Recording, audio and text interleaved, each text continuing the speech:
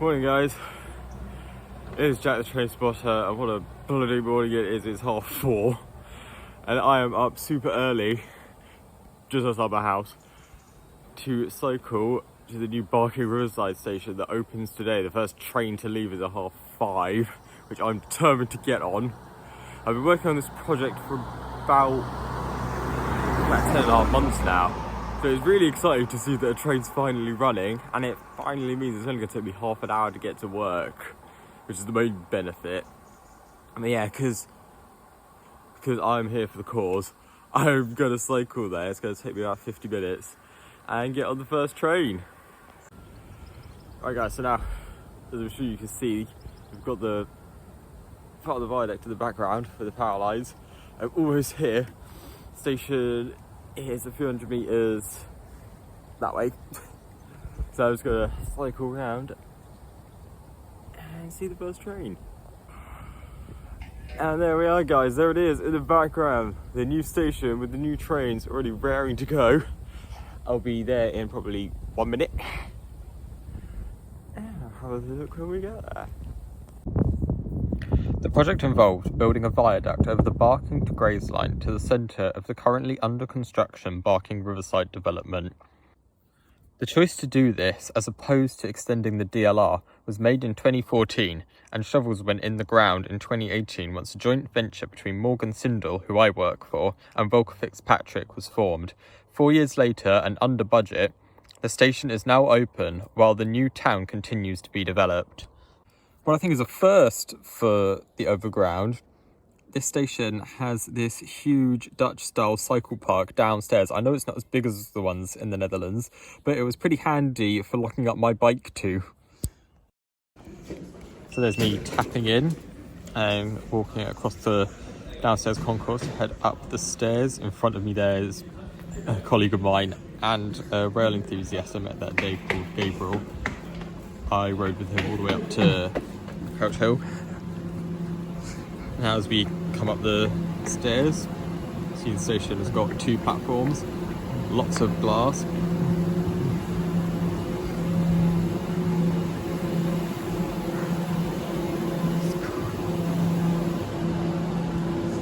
And it is this train on the right that is destined to go first. So there we see it written on the board.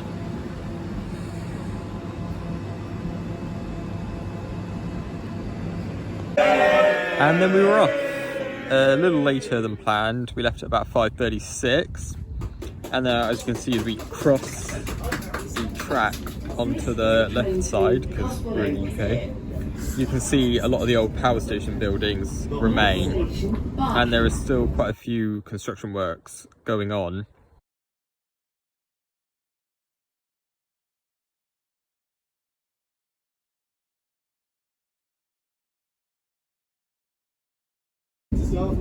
We strongly recommend you wear a face covering over your nose and mouth at all times when using any TfL services and stations. It's there to protect us all. Some exemptions apply. Please be considerate and remember that exemptions may not always be visible or obvious.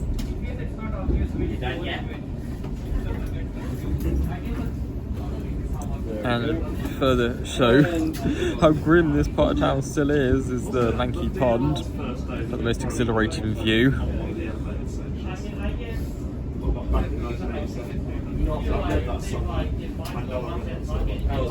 would be the most British Railways thing to happen. I mean, it's not out of the realm of plausibility. It's not the most exhilarating view. So, I mean, it's East London, so what do you expect? Yeah. It's more exciting over there, but Every single house over there is the same. I've been working here for 10 months, so I just won't be seeing this for 10 months. oh, lovely. That's a news house there. Not that all of these houses have that ground. Playground! Remember slides? Oh, slides are great. Slides are the best. And as we head along the viaduct, we go under the pylons that are connected to the Barking power station. And now we're going over the Grays line with the sunrise in the window behind me. Oh, yes. They've slowed down the northern line bit I live on now. It used to be awful for the noise. Tell me about it. But now they've halved the speed limit down to like 20 miles an hour. It's still really loud, but now it's longer. But now it takes longer. It takes like more noise. Yes, and you know it's now faster to take a bus to King's Cross. Speaking of noise, I guess I'll. Which noisy this is? Yeah. And now we are connecting to the Grays line just under Renwick Road. They did plan to build a station here, but allegedly ran out of money, although it would be useful. And now we go on into Barking into platform 8. Yes. Have a good journey down to Channing Bus. You watching it? right, what's the next new railway that everyone is going to unanimously turn on to? What is the next new thing opening in London Railway? I was thinking Red Cross West. Roll, Breakers West. Yeah, that Oh, was that's on my line. What? Breakfast West on my line. Is it? Oh, Yeah, I didn't get to town. So you won't have to spend 3 hours going. Although I will almost certainly be living in Tottenham Hill by the time it opens. Having builders start swearing at you for some reason. I had an experience with a builder. It's not surprising. I think we're doing 3 miles an hour. we should be like everyone's parking now. I remember when this steam, you had a flat crossing here, so you didn't have it front cars. And there was a water tower just on it. We moved it a few years ago for steam engine. If you go past these town stations, another water tower, the mains of it anyway. Yeah, Just look like normal people. it comes to the back of gun here, because these cars are already using platform 1. Oh, no, the button's on wonky.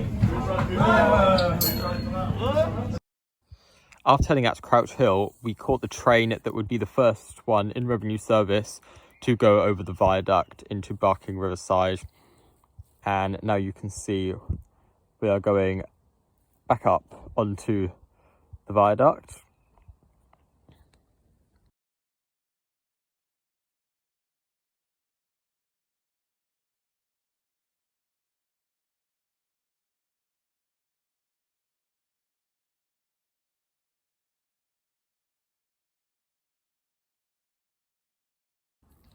And this is now us heading back over the viaduct. It's this like bridge.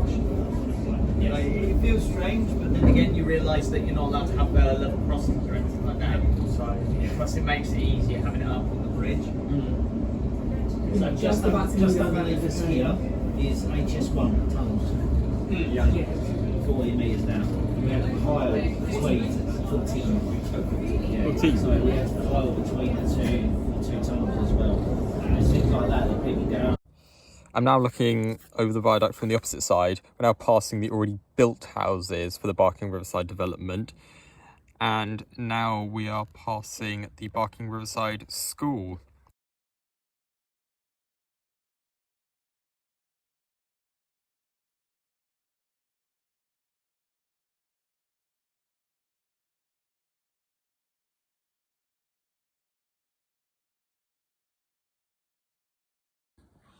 And we saw another train coming back out.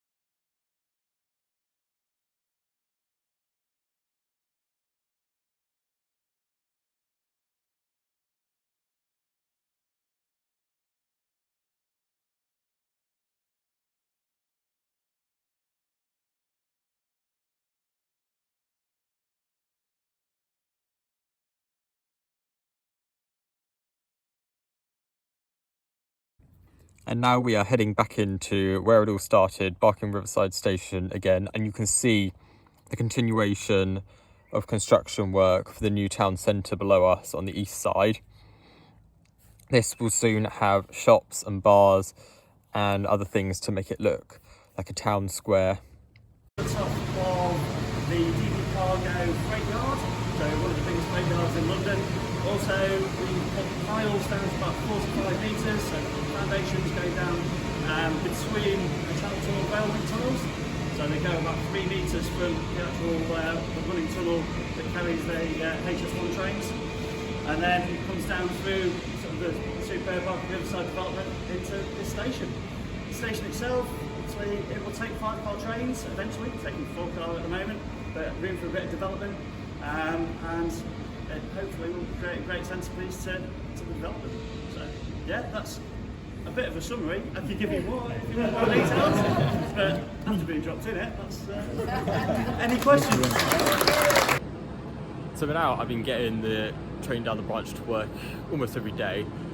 Strikes and heatwave haven't helped, but overall it has cut down the journey time by 2/3. It's gone from over 20 minutes on the bus to 7 minutes on this, and it has been a fantastic help, at least for me. It's still very quiet because no one lives here yet.